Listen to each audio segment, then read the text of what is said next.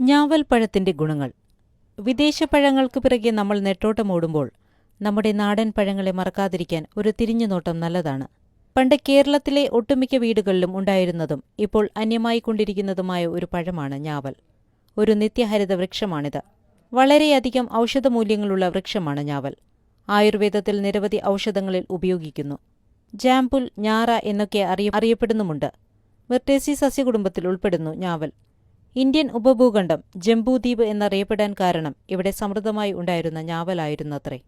ഹിമാലയത്തിന് തെക്കാണ് ഞാവലിന്റെ ജന്മദേശം. അവിടങ്ങളിൽ അവ വ്യാപകമായി കൃഷി ചെയ്തുവരുന്നു. ഏഷ്യയിൽ നിന്നുമാണ് ഞാവൽ ആഫ്രിക്കയിലെത്തിയത്. ഇന്ന് ഞാവൽ മധ്യരേഖാ പ്രദേശങ്ങളിലാകെ വളർത്തുന്നു. ജാവയിലും ഫ്ലോറിഡയിലും കൃഷി ചെയ്യുന്നുണ്ട്.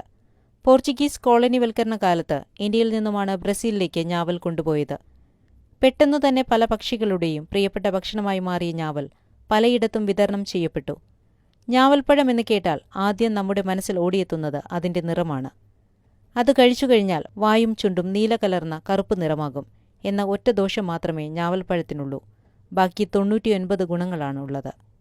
അലങ്കാരവൃക്ഷമായി നടുമ്പോൾ 12 മുതൽ 16 മീറ്റർ വരെ അകലവും, കാറ്റിനെ തടയുന്ന ആവശ്യത്തിന് നടുമ്പോൾ 6 മീറ്റർ അകലവും അഭികാമ്യമാണ്. വളരെ വേഗം വളരുന്ന ഒരു വൃക്ഷമാണ് ഞാവൽ.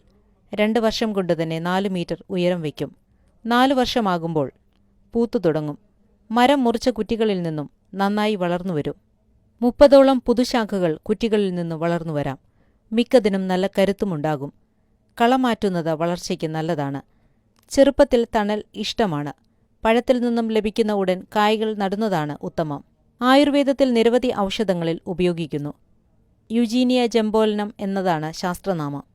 വായപ്പുണ്ണിനും തൊണ്ടപ്പഴുപ്പിനും തൊലി കഷായം വെച്ച് കവിൾ കൊള്ളുന്നത് നല്ലതാണ്. അസുഖം ഒരാഴ്ച കൊണ്ട് മാറും. ഞാവൽ മരത്തിന്റെ ഇലയും തൊലിയും പഴങ്ങളും കുരുവും എല്ലാം തന്നെ ഔഷധഗുണങ്ങളുടെ കലവറയാണ്. തീപ്പൊള്ളലിന് 100% വിശ്വാസയോഗ്യമായ ദിവ്യ ഔഷധമാണ് ഞാവലിന്റെ ഇല. പൊള്ളലേറ്റ ഉടനെ ഞാവലിന്റെ പച്ചയില പറിച്ച് തിളച്ച വെള്ളത്തിൽ 2 മിനിറ്റ് ഇട്ടുവെച്ച് ഇലയെടുത്ത് വെള്ളം തുടച്ചു കളഞ്ഞ് ഓരോന്നായി അടുപ്പിച്ച് പൊള്ളിയ ഭാഗത്ത് പതിച്ചു വയ്ക്കുക. ഇതിനുശേഷം വൃത്തിയുള്ള തുണികൊണ്ട് ബാൻഡേജ് ചെയ്യുക. 1 മണിക്കൂറിനുള്ളിൽ എത്ര കടുത്ത വേദനയുണ്ടെങ്കിലും മാറും. 12 മണിക്കൂർ കഴിഞ്ഞാൽ കെട്ടഴിച്ച് വീണ്ടും ആദ്യത്തേതുപോലെ പുതിയ ഇലകൾ പതിച്ച് ബാൻഡേജ് ചെയ്യണം. ഇങ്ങനെ ഓരോ 12 മണിക്കൂർ കൂടുമ്പോഴും ചെയ്യുക. ഇലകൾ ഒരു കാരണവശാലും പൊള്ളലിൽ ഒട്ടിപ്പിടിക്കുകയില്ല.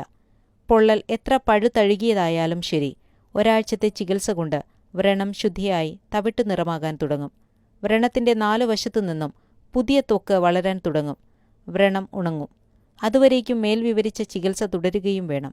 ഈ ചികിത്സ ആർക്കും ചെയ്യാവുന്നതാണ്.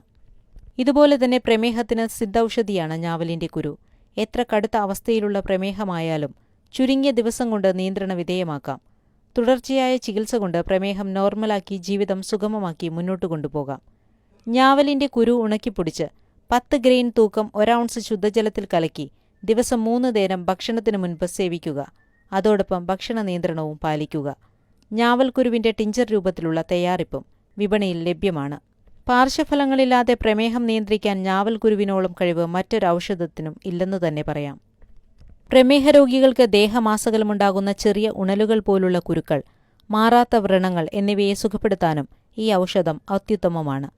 മാർച്ച് ഏപ്രിലാണ് ഞാവൽ പൂക്കുന്നത്. സുഗന്ധം വമിക്കുന്ന ചെറിയ പൂക്കൾ. കായ്കൾ മൂത്തുപഴുത്താൽ ചുവപ്പ് കലർന്ന കറുപ്പായി മാറും. ആരും ഇഷ്ടപ്പെടുന്ന ഭക്ഷ്യയോഗ്യമായ പഴമാണ് ഞാവൽപ്പഴം. മധുരം, പുളി, ചവർപ്പ് ഇവ ചേർന്ന സമ്മിശ്ര സ്വാദ്.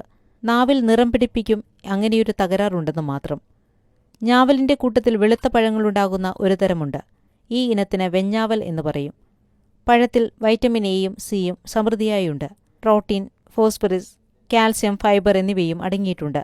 വൈനും വിനാഗിരിയും ഉണ്ടാക്കാൻ ഞാവൽപ്പഴം ഉപയോഗിക്കും. കേരളത്തിൽ പ്രമേഹ രോഗികളുടെ എണ്ണം കൂടുന്ന ഈ കാലത്ത് ശരീരത്തിന് ദോഷഫലങ്ങളില്ലാത്തതും കീടനാശിനി ശല്യമില്ലാത്ത പ്രകൃതിയുടെ വരദാനമായ ഞാവൽ തൊടിയിൽ വെച്ചുപിടിപ്പിക്കുന്നത് വളരെ നല്ലതാണ്.